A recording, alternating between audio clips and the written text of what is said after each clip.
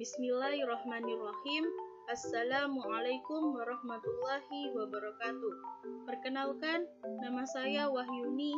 Saya mahasiswi dari Institut Agama Islam Negeri Samarinda, tepatnya Fakultas Syariah, Prodi Hukum Ekonomi Syariah 1. Di sini saya akan menjelaskan cara memparafrasakan bahan kutipan.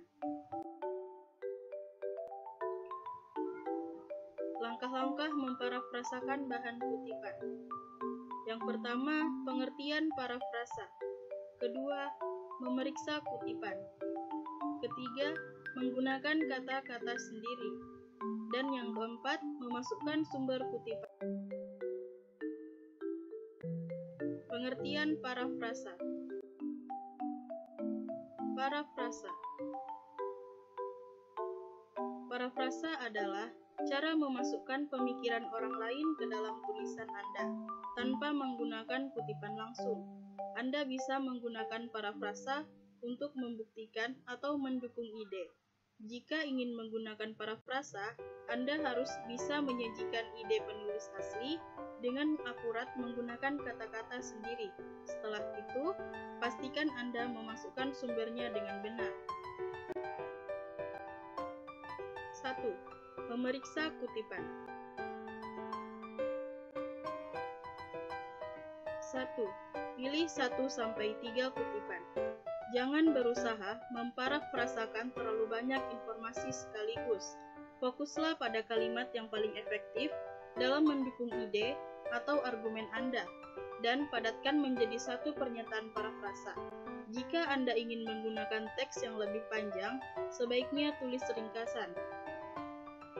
Ringkasan lebih luas daripada parafrasa karena fokus pada poin utama seluruh bagian dan meringkas teks secara keseluruhan. Parafrasa fokus pada ide atau konsep utama dalam karya yang lebih besar.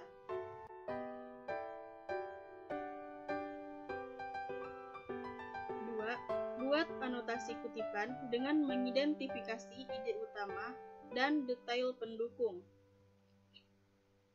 Tentukan apa yang disampaikan penulis, seperti poin atau argumen utama. Kemudian, catat bagaimana mereka mendukung ide tersebut. Tulis catatan mendetail. Ini membantu Anda memahami kutipan dan juga memadatkan catatan ke dalam satu paragraf.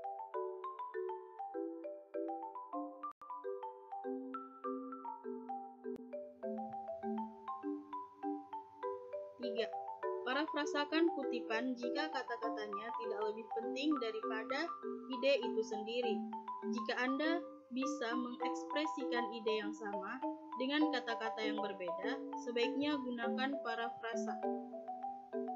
Parafrasa merupakan ide terbaik untuk mengutip data, fakta, atau statistik.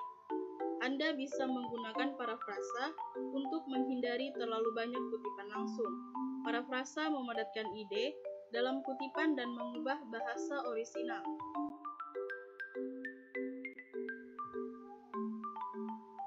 4. Hindari parafrasa jika frasa kutipan langsung itu penting. Kutipan langsung lebih penting jika Anda membutuhkan kata-kata asli penulis untuk mempertahankan makna, otoritas ahli yang menyatakannya, dan penyusunan kata yang mengesankan.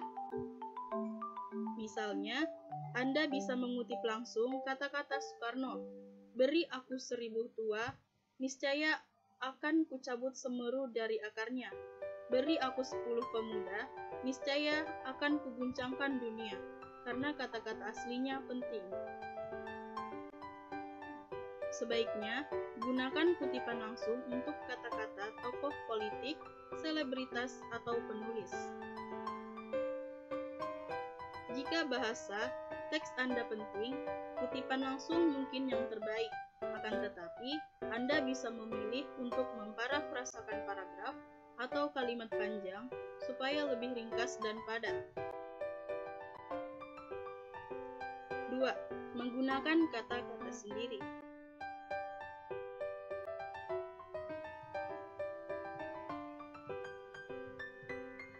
1. Baca lagi kutipan yang akan digunakan.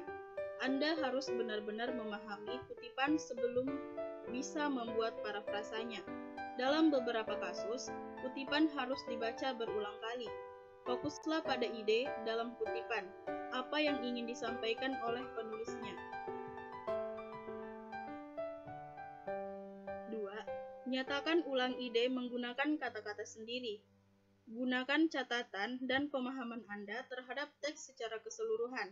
Jangan hanya mengganti kata-kata dalam kutipan orisinal dengan sinonimnya, karena itu tetap terhitung plagiarisme.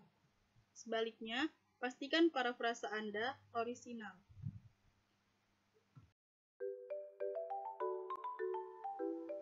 3. Bandingkan parafrasa Anda dengan kutipan asli. Baca kedua kalimat tersebut dengan bersuara dan pastikan idenya sama. Tetapi, kata-katanya berbeda. Parafrasa harus cukup beda supaya tidak termasuk plagiarisme, tetapi tidak menyimpang dari maksud si penulis. Revisi lagi jika Anda tidak yakin apakah parafrasa sudah cukup mencerminkan kutipan asli. 4. Pastikan parafrasa Anda mencerminkan maksud penulis. Kadang, tanpa sadar, parafrasa keluar dari konteks kutipan sehingga tidak sesuai dengan maksud penulis. Parafrasa tersebut mendukung argumen Anda, tetapi tidak akurat. Apapun yang dikutip dari suatu sumber harus mencerminkan maksud penulis asli dalam konteks karyanya secara keseluruhan. 3. Memasukkan sumber kutipan. 1. Periksa panduan gaya kutipan yang diinginkan instruktur. 1. Panduan yang paling populer adalah MLA, APA, dan Chicago Style. 2. Anda harus mengikuti panduan ketika menyertakan sumber kutipan, baik berupa parafrasa dalam teks maupun halaman sumber di akhir makalah. 3. Periksa panduan tugas atau bicaralah dengan instruktur jika menggunakan gaya kutipan yang keliru. Mungkin Anda tidak akan menerima nilai penuh.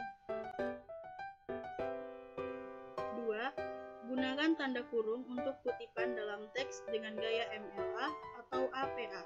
Anda harus menyertakan sumber parafrasa tepat setelahnya. Masukkan informasi publikasi dalam tanda kurung setelah parafrasa. 3. Masukkan catatan kaki untuk Chicago Style. Setelah parafrasa, masukkan angka kecil di dekat tanda titik. Kemudian, gunakan alat format di program prosesor kata untuk memasukkan catatan kaki di bawah halaman. Masukkan semua informasi publikasi dari halaman bibliografi. Akan tetapi, tulis nama depan penulis terlebih dahulu, diikuti nama belakang.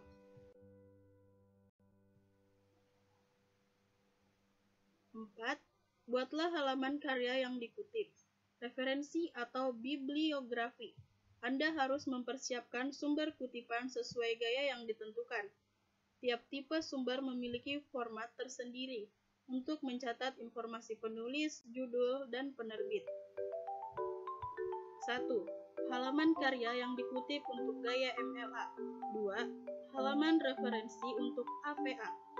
Dan yang ketiga, dalam Chicago Style, Anda harus membuat bibliografi.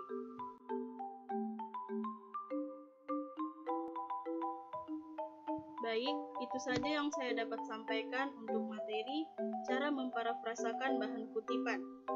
Lebih dan kurangnya, saya mohon maaf. Wassalamualaikum warahmatullahi wabarakatuh.